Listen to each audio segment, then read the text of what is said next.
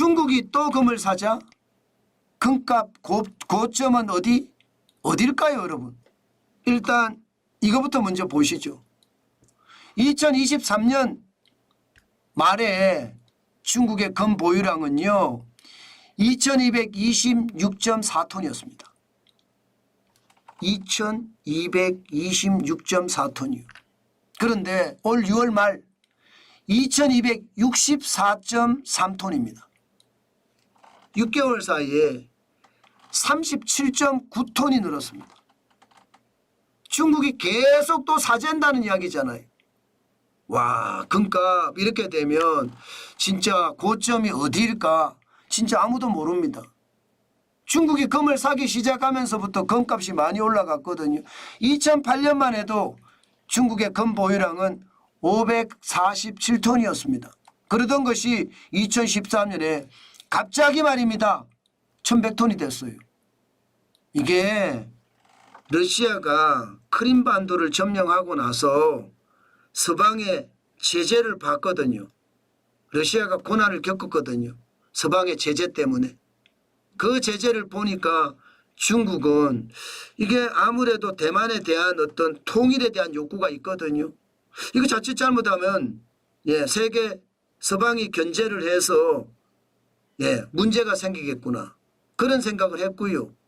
크림반도를 점령하면서 러시아가 버텼던 이유는 금이 많았기 때문에 버텼다거든요. 그래서 중국은 금을 사기 시작한 거예요. 지금 금을 2014년에 1100톤까지 샀다가 2015년에 1년에 금 산 거 보세요. 1년에 금 산 거. 800톤이 늘었습니다. 800톤. 진짜 엄청나죠. 대한민국이 354톤에 비하면 엄청난 겁니다. 그리고 2019년에 1948톤. 1948톤을 쭉 가다가 2022년에 2010.51톤까지 사들였는데 또 말입니다. 2023년 사들이고 2024년 사들이고 지금 중국은 금에 미쳤습니다. 게다가 지금 중국의 상황이 사실 내수가 좋지 않습니다. 발표되는 지표보다가 훨씬 더 어렵다는 게 현장에 있는 사람들의 이야기입니다. 중국은 곧 무너진다는 이야기가 심심치 않게 나온다는 거예요. 그렇기 때문에 중국 국민들도 금을 사자, 금을 사. 지금 금을 산다는 이야기가 굉장히 많아진 거예요. 금을 굉장히 많이 산다는 거예요. 금을 굉장히 많이 사면 어떻게 됩니까, 여러분? 여러분도 아시는 것처럼 금을 많이 사면 살수록 중국은 금을 더 많이 수입을 해야 돼요. 수입을 많이 하면 할수록 인민은행 금을 계속 쌓아야 되는 실정이에요. 지금 금값이 우리나라보다 중국이 더 비싸다고 하잖아요. 금값이. 그 정도로 말입니다. 중국은 난리가 났어요. 실질적으로 금을 사재끼니까 세계 금을 보면 중국이 지금 말입니다. 이탈리아, 프랑스, 러시아, 중국의 반영 이렇게 반열에 들어섰습니다. 이제 지금 보시면 미국이 가장 많죠. 8133.5톤 가장 많고요. 독일이 3351.5톤입니다. 죄송합니다. 대한민국 제가 아까 300톤이라고 했는데 죄송합니다. 104.4톤입니다. 104.4톤. 우리는 굉장히 적네요. 그죠? 104.4톤. 이게 제가 말씀드린 게 조금 틀렸네요. 조금 이해해 주십시오. 어쨌든 중국의 금은 굉장히 많죠. 스위스는 1040.4톤. 일본도 846톤입니다. 인도도 831.4톤이고요. 대만도 422.4톤. 영국은 310.3톤이에요. 대한민국은 104.4톤. 대한민국은 찌질이도 적지요. 경제의 규모는 세계 경제에서 뒤치지 않는데 적어도 아무리 늦어도 경제 규모가 12위는 되잖아요. 12위는 되는데 금 보유량은 104.4톤. 이게 정치인들이 말입니다.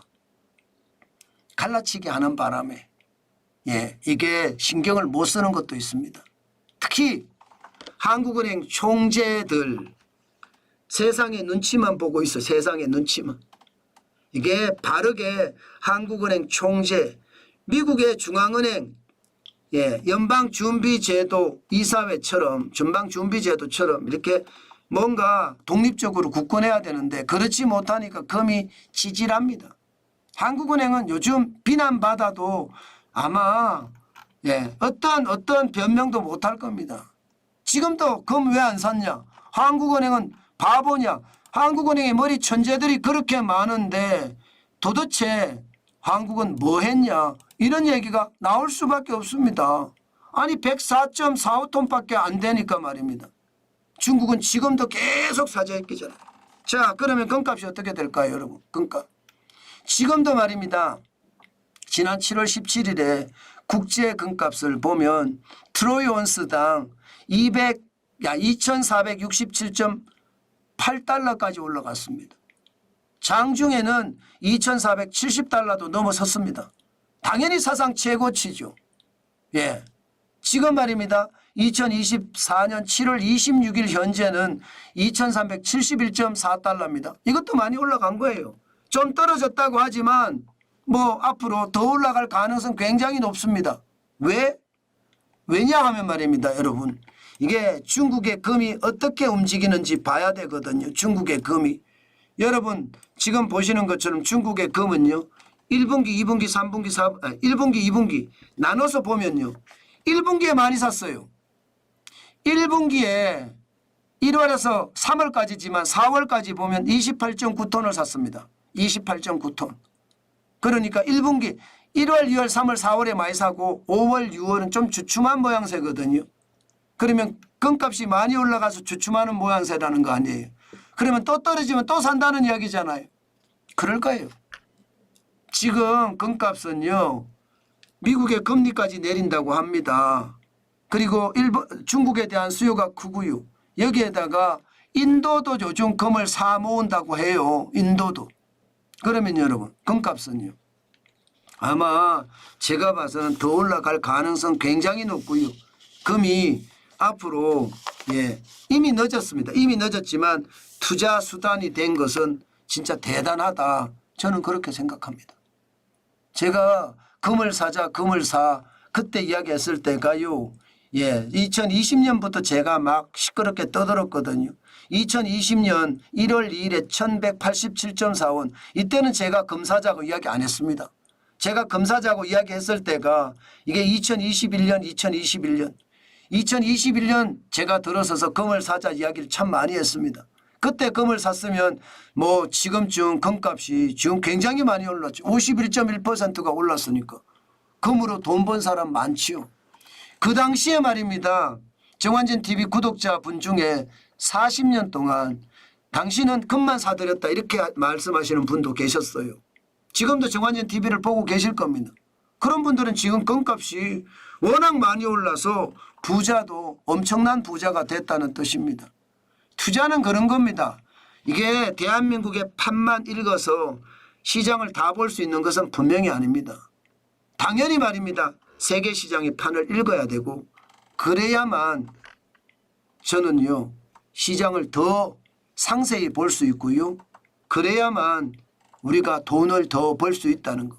다시 한번 말씀 올립니다. 시장이 진짜 많이 변하죠. 그 변하는 것 다시 한번 우리는 느껴셔야 되겠다. 그 말씀을 마지막으로 드리겠습니다.